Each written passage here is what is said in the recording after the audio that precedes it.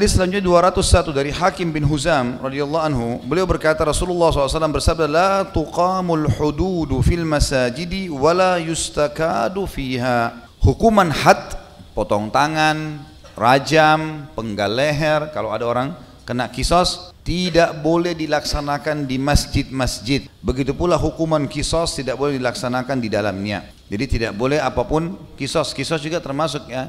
Kisos itu seperti orang nonjok, dalam Islam kan harus ditonjok juga itu.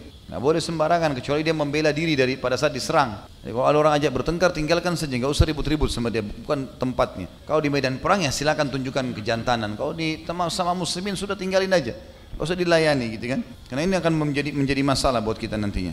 Hadis ini menjelaskan kepada kita teman-teman. Hadis ini diriwayatkan Ahmad, Abu Daud dengan sanad. Di sini disebutkan sanadnya lemah, di putut nomor 455, tapi derajatnya pindah ke Hasan karena hadis ini telah ditelusuri ternyata banyak penguatnya atau yang semisal dengannya. Hadis ini menjelaskan tidak boleh ada hukuman di dalam masjid. Dan ini pelajaran teman-teman sekalian. Banyak orang mukul anak kecil, kena lari-lari, nggak boleh ini. Nggak boleh ada hukuman dalam masjid sama sekali. Informasi boleh. Akan terjadi kisos di sini misalnya. Ada orang yang melanggar begini akan dihukum, tapi nggak boleh ada hukuman dalam masjid. Baik itu kisos, ya, orang yang memukul dipukul misalnya, atau orang yang meludahi diludahi, atau orang yang menonjok ditonjok, itu kan ada hukum kisos. Atau hukum had, potong tangan kena mencuri, atau dirajam kena berzina setelah menikah, atau dicambuk 100 kali kalau belum menikah. Kemudian juga dipenggal lehernya bagi orang yang membunuh. Yang terjadi adalah di zaman Nabi SAW dilakukan di halaman masjid, di luar masjid. Di luar masjid dilakukan kisos itu, tapi dalam masjid sama sekali tidak dibolehkan. Hadis 202 dari Aisyah radhiyallahu anha, beliau berkata, usiba Sa'dun yaumal khandaq فضرب عليه رسول الله صلى الله عليه وسلم خيمة في المسجد ليعوده من قريب. Hadis ini diriwayatkan oleh Bukhari Muslim, dan hadis ini hadis sahih. Imam Bukhari nomor 125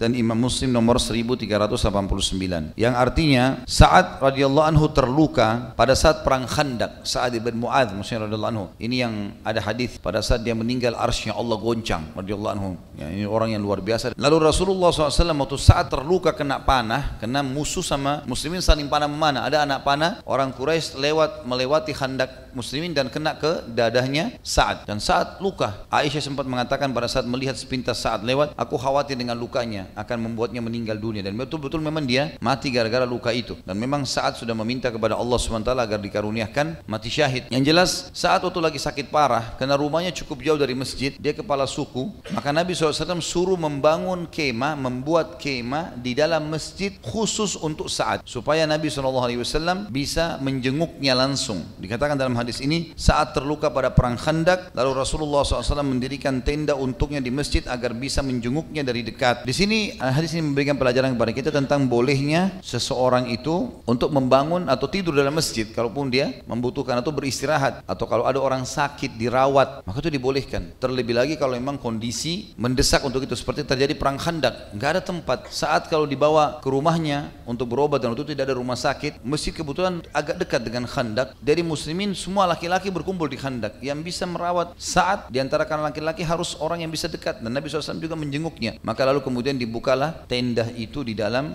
masjid. Nah, ini pelajaran berarti dibolehkan, ya, dibolehkan seseorang itu beristirahat, seperti masuk juga dalam bab i'tikaf di masjid, ya, di Ramadan bolehnya orang beristirahat dalam masjid, tapi tentu dia menjaga adab-adabnya. Kalau tidur di masjid misalnya, dia usahakan tidak menghalangi jalan, dia juga berusaha menutup auratnya dengan baik, ya. Kemudian juga pada saat dia sudah tidur lelap, dia bangun, dia harus beruduk lagi karena sudah batal uduknya dengan tidur itu, dan segala macam hal yang harus dia fahami berhubungan dengan masalah adab di dalam masjid itu sendiri.